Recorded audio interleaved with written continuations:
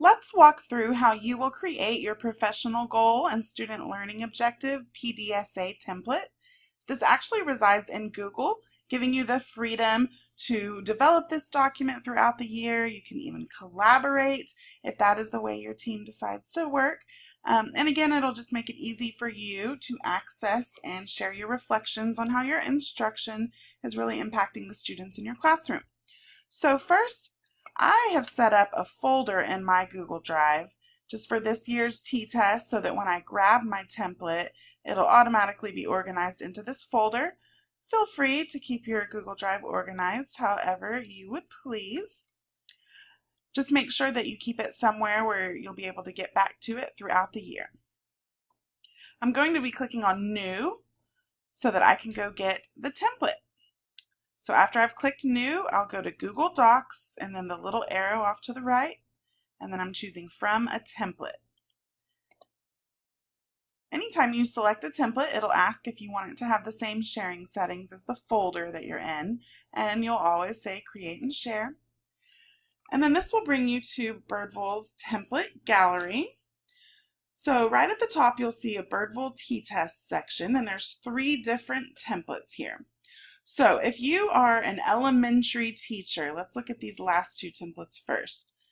And any elementary teachers whose student learning objective will focus on students making a year's worth of growth in reading or writing, we have templates set up specifically to align to what that would look like and help support you in that effort throughout the year. Anybody else will choose the first, just the BISD template. I'll be doing that now. Whichever template you click, it will take it a moment to make a copy of that in your Google Drive.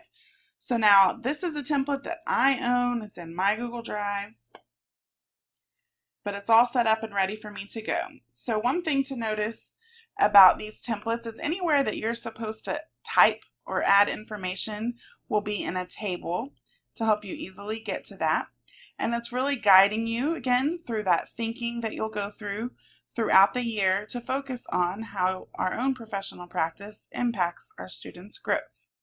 So again, you can make this document your own. If there happens to be a spot that it would actually help you a little better to add a row there and change the way you're measuring that, I want you to always make those decisions for whatever is best to help you reflect on your students' growth and how your practice is impacting it.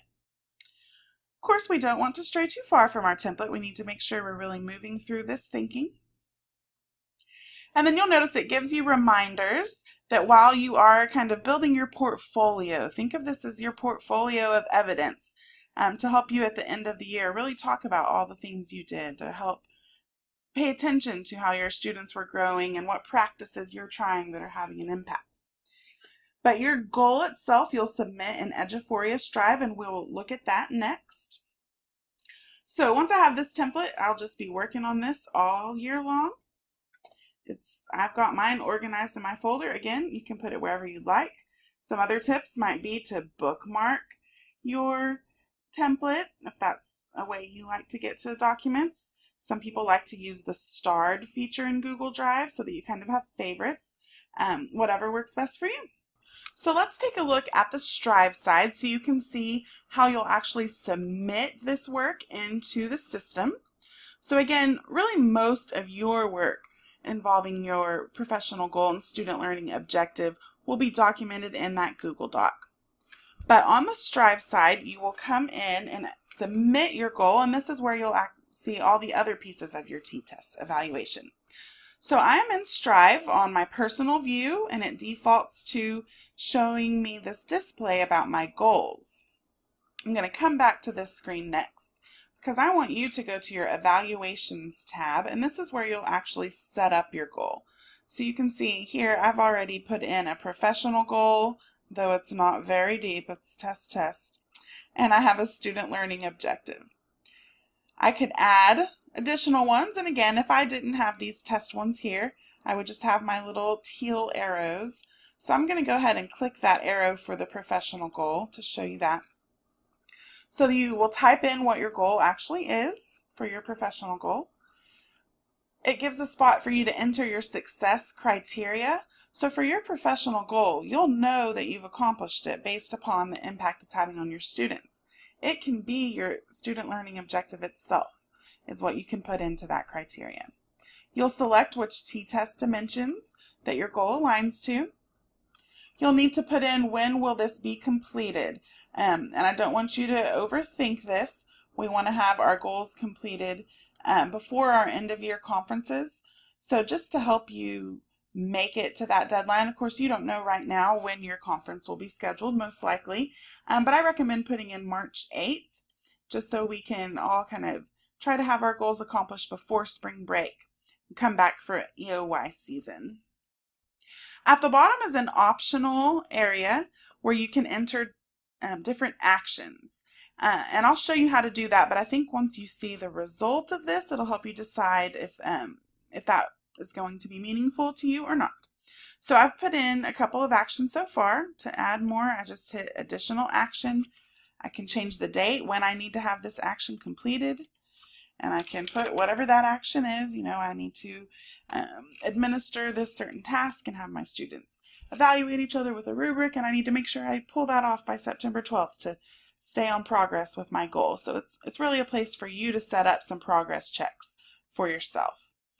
So I've entered some actions. I'm going to hit save on this.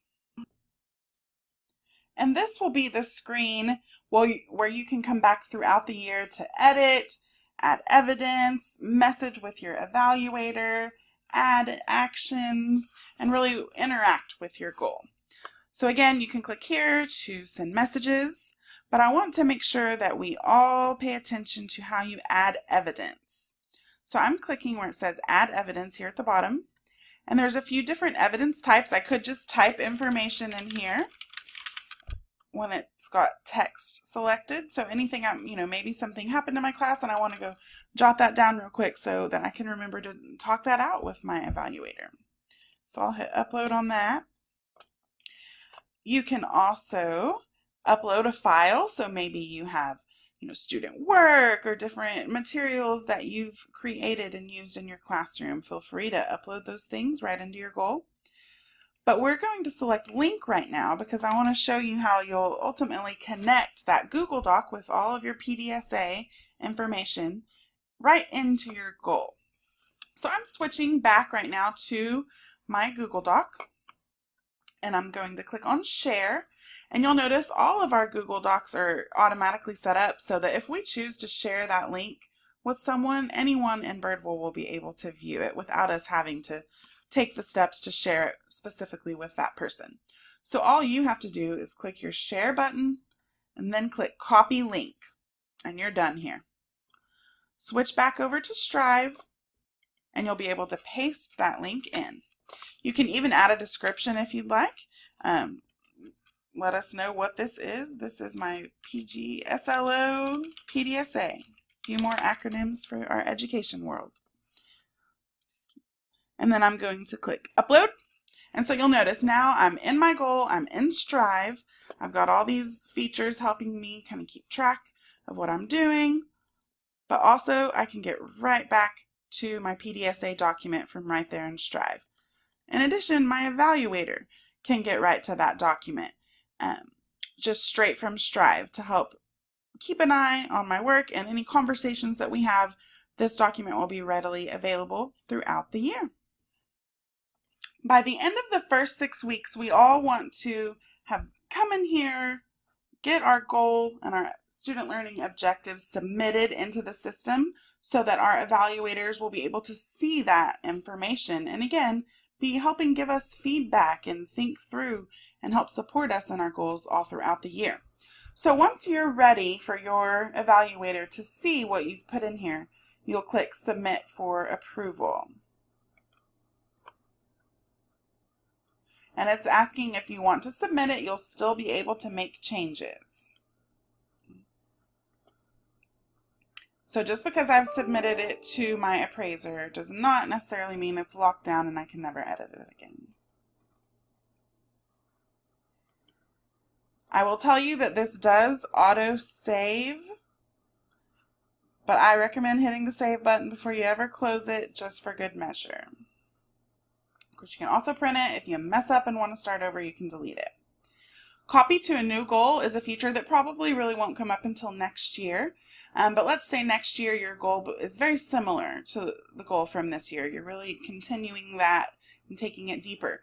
You would be able to come in and copy that goal basically into a new year. So I'm hitting close for now. So I can see that I have this test that I just created. I've submitted it. I have another one that has already been approved by my appraiser. Again, I can always come in and edit that approved goal anyway. And I'm also going to do the same exact thing with my student learning objective. So if I have a teal arrow, that means there's something for me to do here. I'm going to click that. And this is where I'll actually put what my student learning objective is. Again, I've already created that on my PDSA document in Google. I've already thought about what would student success look like. So I'm just going to kind of summarize that here.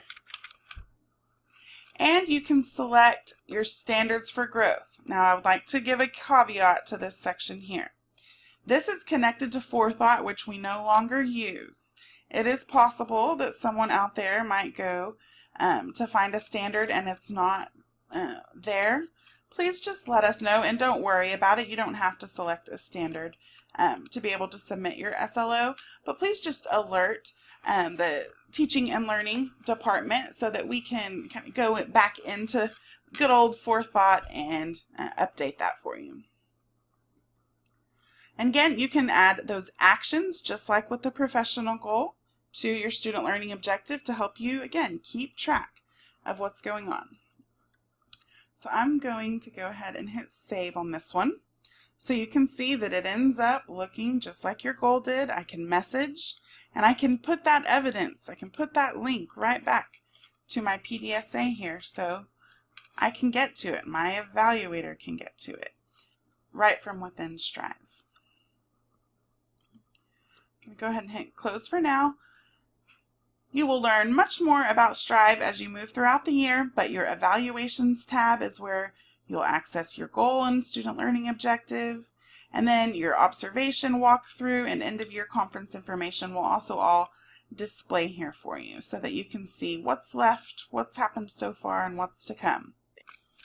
The last tip I want to give you about your goal, it is possible that you created your goal from this screen. It allows you to do that, your professional and student growth goals, and that is A-okay.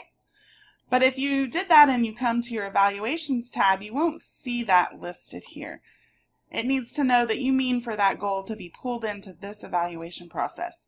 So all you have to do if you don't see your goal listed here is click where it says attach a goal, and then you'll click this drop down, and if I did have a goal or a student learning objective that wasn't connected in, it would be listed here so that I could just select that and say attach, and it will just bring that goal into this view and it will get counted into these requirement counts and whatnot. Once your goal has been approved, it'll count it. So right now this one says 0 out of 1 because none of my goals have been approved for my SLO section yet. But since one of my goals that I put in here has been approved, then I've reached my requirement for the year in having my one professional goal. The last little tidbit, you may notice that there's a professional development tab here. In fact, it could already look very different than today is July 18th and I'm making this video. Eduphoria is working really hard right now to move everything workshop into Strive so that really in one place we can see our own professional growth, the learning we can do, the impact we're having on kids all together. So I'm clicking on professional development. At this moment, the buttons aren't here, but I hope by the time you're watching this video, you see a button right up here at the top to access your portfolio and to put in credit requests. Down below is what we typically in workshop would have seen when we were searching for courses. It's a much more robust, filterable, easy to search kind of a system. You can register from right here. You will learn more about this professional development side of Strive as this fall goes on and all the features become available. So in summary, you will use your Google Doc that you create from a template to really do your thinking and documentation throughout the year. Over in Strive, you'll come in and actually submit your goal. You'll do that from your Evaluations tab. And within that goal, you will attach your Google Doc as evidence. You, of course, can add any other evidence you'd like. We hope that you like the move back to Eduphoria with their new product, Strive. We will all be learning and growing together through this year. Thank you for all you do.